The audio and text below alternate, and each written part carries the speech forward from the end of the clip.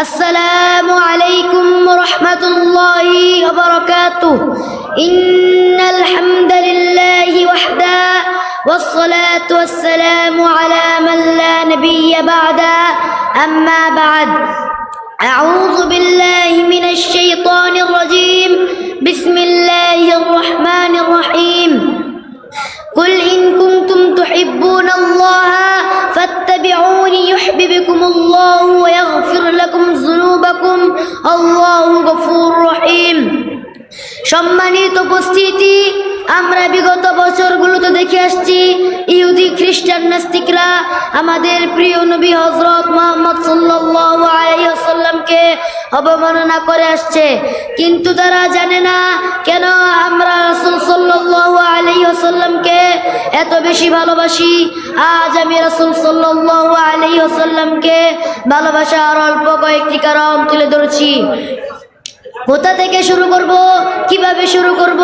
সেই ব্যক্তির প্রতি ভালোবাসা যার সম্পর্কে মহান আল্লাহ তাআলা নিজেই বলেছেন, আমি আপনাকে পাঠিয়েছি দুনিয়াবাসীদের জন্য রহমত হিসাবে। কিভাবে প্রকাশ করব তার প্রতি ভালোবাসা? পৃথিবীর বুকে যিনি ছিলেন সর্বোত্তম, আমার নবীজিকে ভালোবাসি কারণ তিনি ছিলেন নিখুঁত মানব চরিত্রের অধিকারী।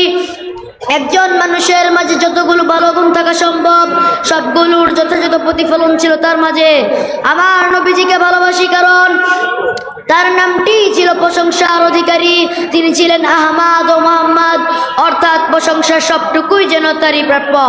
এমন কোনো মুহূর্ত নেই যখন লক্ষ লক্ষ মানুষ তার প্রতি দুরূদ ও সালাম পাঠ করে না। আমার নবীজিকে ভালোবাসি কারণ কুরআন নাযিল করার জন্য মহান আল্লাহ তাআলা তার হৃদয়কে নির্বাচন করেন। অতঃপর তার বরকতময় কণ্ঠ থেকে সেই কুরআন ছড়িয়ে পড়েছে সারা দুনিয়ায়। অতএব আমরা কুরআন পেয়েছি তার হৃদয় ও কণ্ঠ থেকে। আমার নবীজিকে ভালোবাসি কারণ তিনি আমাদেরকে চিনিয়েছেন কে আমাদের স্রষ্টা, শিখিয়েছেন জন্ম মৃত্যুর চিরন্তন সত্য সম্পর্কে, জানিয়েছেন কিতাব ও ঈমান সম্পর্কে। আমার নবীজিকে ভালোবাসি কারণ সারাটি জীবন মানুষকে দিয়ে গেছেন সম্মান ও মর্যাদা।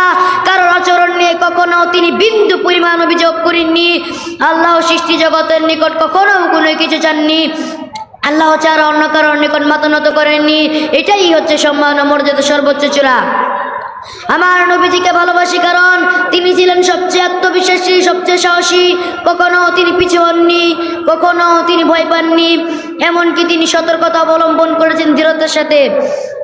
তিনি ছিলেন সবার প্রতি সবচেয়ে মহানুভব, তার মহানুভবতা সবার হৃদয়কে স্পর্শ করে যেত। আমার নবীজিকে ভালোবাসি কারণ তিনি এমন একটি সমাজে ছিলেন যেখানে মানুষের মাঝে ছিল মর্যাদাগত শ্রেণীবিভেদ, আর তিনিই ছিলেন প্রথম ব্যক্তি যিনি বলেছেন গোত্র কিংবা গায়ের রং মানুষকে মর্যাদাবান বানাতে পারে না। আমার নবীজিকে ভালোবাসি কারণ তার সমাজে কন্যা সন্তানকে জীবন্ত কবর দেওয়া হতো, নারী নির্যাতন ছিল নিত্যদিনের ঘটনা। সেই যুগে রাসূল সাল্লাল্লাহু আলাইহি ওয়াসাল্লাম বলেছেন, তোমাদের মধ্যে সর্বোত্তম সেই ব্যক্তি যে নিজের স্ত্রীর প্রতি সুন্দর আচরণ করে। আমার নবীজিকে ভালোবাসি কারণ তিনি ছিলেন সবচেয়ে সুদর্শন, তার ব্যক্তিত্ব ছিল সবচেয়ে সুন্দর। তিনি ছিলেন পূর্ণিমা চাঁদের চেয়েও সুন্দর বাহ্যিক এবং চরিত্র দিক থেকে। আমার নবীজিকে ভালোবাসি কারণ তিনি ছিলেন আল আমিন, একমাত্র সত্যবাদী। তার দিকে তাকালেই মানুষের অন্তর থেকে ভালোবাসার জন্য বয়ে যেত। তার চেহারা মুবারকই যেন ছিল ইসলামের প্রতি আহ্বান করা। চারপাশে লোকের তার জন্য নিজেদের এবং আপনজনদের জীবন দেওয়ার জন্য প্রস্তুত থাকতো। কি অসাধারণ ছিল তাদের আনুগত্য। আমার নবীজিকে ভালোবাসি কারণ তিনি আমাদের সবাইকে ভালোবেসেছেন।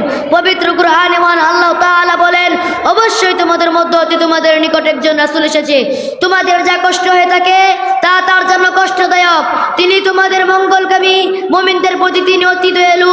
এটি সূরা তাওবার 128 নম্বর আয়াত। তিনি আমাদের সবাইকে ভালোবেসেছেন। এটাও কি সম্ভব যে আমরা তাকে ভালোবাসবো না? আমার নবীজিকে ভালোবাসি কারণ তিনি নিজের প্রয়োজনে বিশেষ আমাদেরকে অগ্রাধিকার দিয়েছেন। তিনি বলেন, প্রত্যেক নবী রাসূলকে মহান আল্লাহ তাআলা এমন একটি দোয়া করার সুযোগ দেন যেটা মহান আল্লাহ তাআলা কবুল করবেনই। প্রত্যেক নবী দোয়াটিকে দুনিয়াতে ব্যবহার করেছেন, একমাত্র আমাদের নবী দোয়াটিকে হাতের মুঠোয় ধরে রাখলেন হাসরের ময়দানে আমাদেরকে নবীজি সুপারিশ পেতে পারেন বলে। যদি আমরা যদি নবীজির জন্য দোয়াটিকে ভালোভাবে কবুল করি তাহলে আমরা নবীজি সুপারিশ পাবো, বিচারের মাঠে যেন আমরা নবীজি সুপারিশ পেতে পারি। আল্লাহুম্মা সাল্লি আলাইহি আল্লাহুম্মা বারিক আলাইহি। আসসালামু আলাইকুম ওয়া রাহমাতুল্লাহি ওয়া বারাকাতুহু।